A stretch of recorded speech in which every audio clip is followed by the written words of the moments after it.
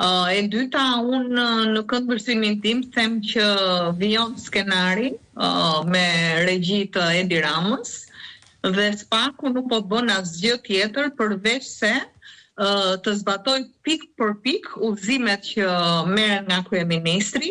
dhe në pamundësi reale që kryeministri këto veprime t'i bëj me duart e veta, pra me firmën e vet,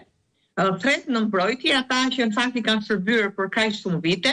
për sa kohë që edhe çështjet që ato hetojnë, ka hetim pjesor, ka hetime të devijuara dhe ka hetime që ndërpriten në moment ku del emri i kryeministrit Rama. Në këtë kushte unë mendoj se është një skenar që ne e kemi parë, nuk është diçka e papritur. Unë personalisht në deklaratën me shumë dramacitet që bëri zonja Balluku dje, pash një deklarat lam të mire të saj. Pra, në dijenin time ajo e ka patur të gjithë informacionin e duhur për ta bërë një gjë të tillë. Në dijenin time ajo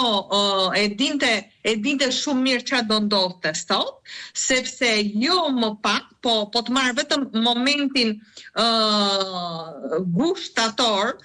ka qenë një betejë shumë e madhe brenda Spakut, lidhur me masat e sigurimit personal ndaj Belinda Ballukut. Ndërkohë që Belinda Balluku për faktin që akuzohet për vepra shumë të rëndësishme